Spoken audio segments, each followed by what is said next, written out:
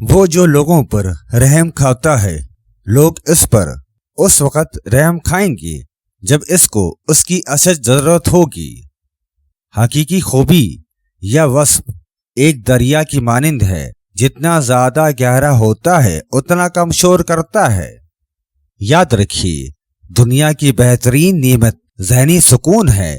آپ کا ذہن ایک ناقابل تسخیر قلعہ ہے، یہ دن رات جاگتا رہتا ہے تاکہ آپ اس سے استفادہ کر سکیں۔ دنیا کے تمام رنج و الم کا ماخذ انسانی ذہن کو تصور کیا جاتا ہے، اور یہ تصور 100% درست ہے۔ وہ لوگ جو شریفانہ سوچ کے حامل ہوتے ہیں وہ شریف کہلانے کے مستحق ہوتے ہیں۔ جب کوئی مجھے آزردگی پہنچاتا ہے، میں اپنی روح کو اس قدر بلندی پر فائز کرنے کی کوشش کرتا ہوں کہ آزردگی اس تک نہ پہنچ پائے۔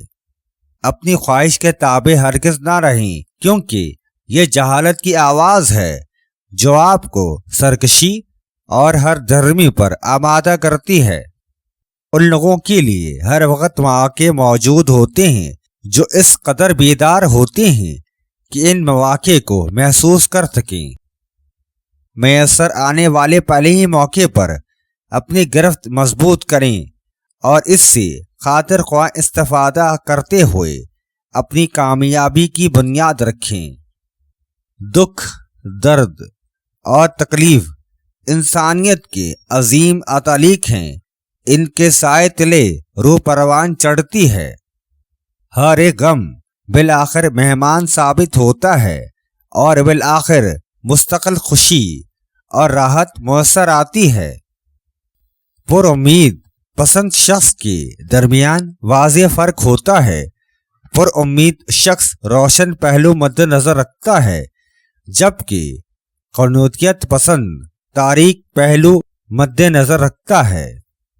ہم ماضی کو تبدیل کرنے پر قادر نہیں ہیں، مگر ہمارا مستقبل ہماری دسترس میں ہے۔ جب ہم اپنے جذبات کے خود آقا بن جاتے تھے تو وہ ہمیں متاثر کرنے کی اہلیت کھو دیتے ہیں، گویا ہم پر اثر انداز ہونے کی اہلیت گنوا بیٹھتے ہیں۔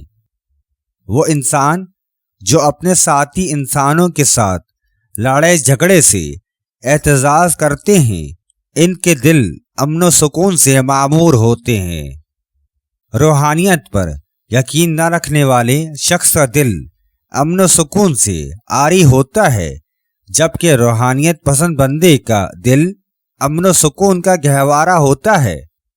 عظیم تر محبت انسانیت کی اولین ضرورت ہے۔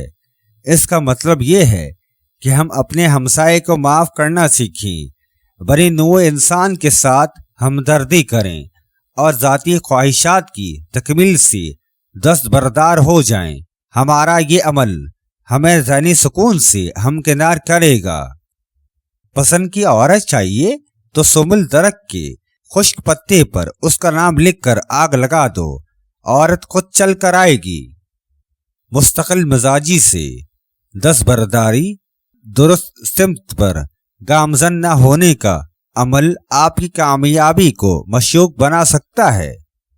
یاد رکھیے، ایسے فلسفے کو کبھی بھی قبول نہ کریں جو آپ کی زندگی کو خوبصورتی اور رعنائی بخشنے سے قاصر ہو۔